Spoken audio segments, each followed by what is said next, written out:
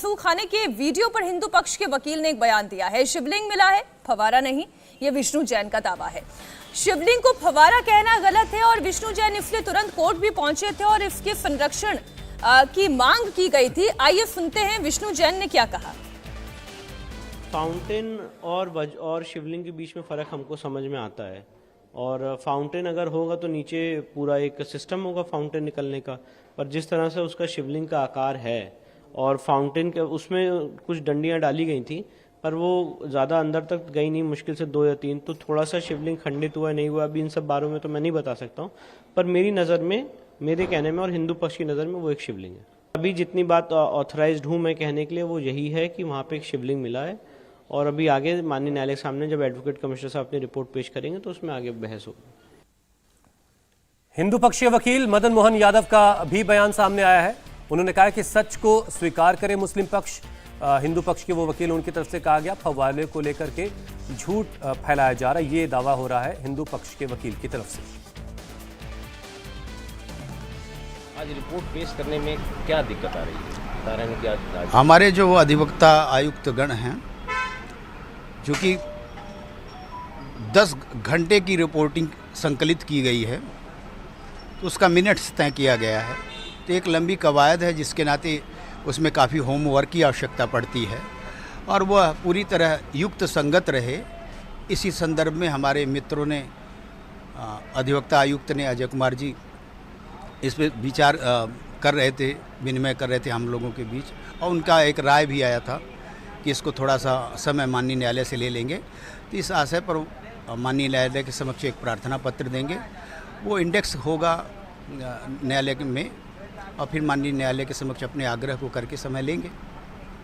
जिस तरीके से शिवलिंग मिला है जी, शिवलिंग मिला है, उस शिवलिंग को लेकर के भी कुछ यहाँ पे हलचल है, आप लोगों को कुछ जानकारी है इस तरह की? हलचल तो हमें नहीं लगता है, काफ़ी शांत है, कौतूहल बहुत है, हर्ष का वातावरण है, और विषाद ये है काशी का, मैं भी अधिवक्ता के साथ एक सनातनी हिंदू हूँ, क्योंकि ये बाबा विश्वनाथ जी वहाँ पे उनका शिवलिंग प्रकट हुआ है, नंदी की सदियों की प्रतीक्षा के बाद सामने ही 20 फीट पे अवतरित हुआ है, प्रकट हुआ है।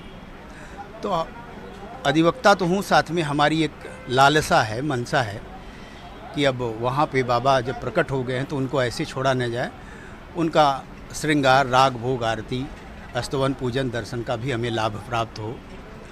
और कोई, चूँकि ये जो विग्रह है, यह शिवलिंग कहीं म्यूजियम में तो रखा नहीं गया है, वहाँ पे है, तो इसलिए ये आवश्यक है, हमारा कर्तव्य है। वजू नहीं हो पाएगा वहाँ? माननीय न्यायालय से हमने निवेदन किया था कि वो वजू स्थल को, वजू स्थल क्या है, वो कथित ज्ञानोदय कथित वजू खाना था, वो ज्ञानोदय तीर्थ है, उसको विकृत किया गया था, जिसमें बाबा विश्वनाथ जी विशाल रूप में प्रकट हुए हैं।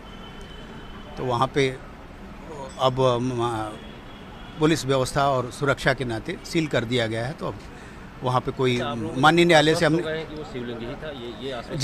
जी हम लोग थे। कैसे आश्वस्त है? वो तो कह रहे हैं कि वो फवारा है, और क्या कर रहे हैं? नहीं, अब मैं तो यहाँ पे स्पष्ट कर दूं कि चूँकि हम सनातनी हैं, उस संदर्भ में बहुत स्पष्ट संस्कृत के विद्वान पुरातत्वविद करेंगे, न कि निराकार ब्रह्म के उपासक मुसलमान करेंगे। उनका तो आकार प्रकार कुछ जानते ही नहीं। इस संदर्भ में यदि उनका कहना फव्वारा है तो यह बहानेबाजी है, और हर विषय तो बहानेबाजी करना, छोटे छोटे बातों पे माननीय न्यायालय के समक्ष प्रस्तुत हो जाना, सारी सीमाएं तोड़ देते हैं, कष्ट होता है। अब ये कष्ट किससे हो रहा है? देखिए, कष्ट तो दोनों तरफ से है, क्योंकि ज्ञान वापी में फरवे और वजू खाने को सील करने के आदेश में मुस्लिम पर्सनल लॉ बोर्ड की भी अपनी राय है। बोर्ड ने बहुत तीखी प्रतिक्रिया दी है। एक बयान जारी करके पर्सनल लॉ बोर्ड ने कहा कि ज्ञान वापी मस्जिद थी और ज्ञान वापी मस्जिद रहेगी।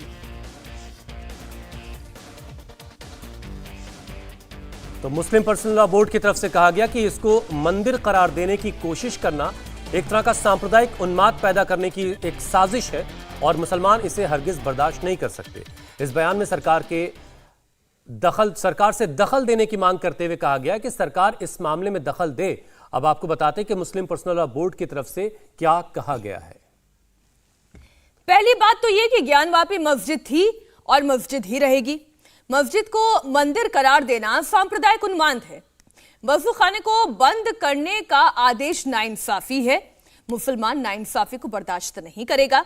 पांचवी और अंतिम बात, all India personal law board इस ज्यादती का मुकाबला करेगा। एक और बात जो उन्होंने कही कि सरकार इस मामले में दखल दे, हाईकोर्ट के फैसले का इंतजार किया जाए। और हुसैन, बार बार 1991 एक्ट की भी बात कही जा रही है। 1991 के प्लेसेस ऑफ वर्शिप एक्ट के तहत सरकार इबादत गाहों की हिफाजत करे। ख्याली दलीलों से हैसियत न बदली जाए। हैसियत बदली गई तो मुल्क में अफरा तफरी मच जाएगी। मुस्लिम पर्सनल लॉ बोर्ड के मेंबर ओवैसी ने इस मामले में बयान दिया है। ओवैसी को केंद्रीय मंत्री गिरिराज सिंह ने जवाब दिया। मैं 21 साल का था तो बाबरी मस्जिद को मुझसे छीन लिया गया। अब हम वही 19-20 साल के बच्चों की आंखों के सामने दोबारा मस्जिद को नहीं खोएंगे इंशाअल्लाह ताला। क्या आप तमाम लोग अहद लेते हैं कि हम कोई मस्जिद को नहीं खोएंगे? क्या आप अहद लेते हैं कि अब हम कोई मस्जिद को नहीं खोएंगे? तो अगर अहद लेते हैं तो हाथ उठा कर कहिए नारे तकबीर, नारे तकबीर। इनको पैगाम मिलना चाहिए, मस्जिद को अब हम नहीं खोएंगे। मस्जिद है और रहेगी इंशाअल्लाह ताला सुबह क़यामत तक। ज्ञानवापी मस्जिद मस्जिद थी और जब तक अल्लाह दुनिया को कायम रखेगा मस्जिद रहेगी इंशाअल्लाह ताला। ये तो आक्रांताओं के समर्थन में जो लोग खड़े हैं, क्या मुगलों को मानने वाले लोग उन्हें आक्रांता मानते हैं या नहीं मानते? अगर आक्रांता था, लुटेरा था, तो क्या लुटेरों के साथ खड़े होंगे?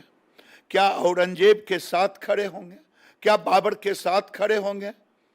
ये देश उन टुकड़े टुकड़े गैंग से पूछना चाहता है कि औरंगजेब और बाबर के साथ खड़े होंगे जिसने भारत को लूटने का काम किया। अब देश तुष्टीकरण से नहीं, कानून से चलेगा, कानून से चलेगा। प्राची, ये देखिए इस पर फैसला क्या होता है, हाईकोर्ट क्या कहती है, सुप्रीम कोर्ट किस तरीके से अपनी बातों को सामने रखती है, लेकिन सियासत भरपूर हो रही है। बिल्कुल, देखिए मसला ही ऐसा है, हिंदू पक्ष और मुस्लिम पक्ष से जुड़ा हुआ मसला है। और हमने लगातार इस देश में देखा है कि जब भी इस तरीके की बात होती है, जब भी इस तरीके का विवाद आता है, तो सियासत जमकर इस देश में होती है और सियासतदान अपनी अपनी सियासी रोटियां सेकने को हमेशा तैयार रहते हैं। असदुद्दीन ओवैसी जो लगातार मुसलमानों के हित की बात करके अपनी सियासी जमीन को तलाशने की कोशिश करते हैं, खासकर उत्तर प्रदेश में, तो वहीं दूसरी तरफ भारतीय जनता पार्टी पर भी वो करारा हमला बोलते हैं और बीजेपी की तरफ से ही उतना ही करारा हमला असदुद्दीन ओवैसी पर भी बोला जाता है। देखिए, इस विवाद में कांग्रेस भी कूदी थी। जब सर्वे हो रहा था तो कांग्रेस ने भी कहा था कि इस तरीके का सर्वे होना कहीं ना कहीं सामाजिक तनाव को बढ़ा सकता है और ऐसा होना गलत है। चलिए, सियासत करने वालों का काम सियासत करना है, लेकिन आज अदालत में रिपोर्ट पेश की जानी थी। 17 तारीख का वक्त अदालत की तरफ से दिया गया था, लेकिन एडवोकेट कमिश्नर की तरफ से, जो आज की बड़ी खबर है, एडवोकेट कमिश्नर की तरफ से यह बताया गया कि रिपोर्ट अभी तैयार नहीं, जैसे कि प्राची ने और पवन ने हमें अपडेट किया है, और इस रिपोर्ट को अदालत के सामने रखने में भी कुछ और वक्त लगेगा। इंडिया टीवी हर वक्त हर जगह डाउनलोड करने के लिए सर्च करें India TV news Google play store या ऐप स्टोर पर।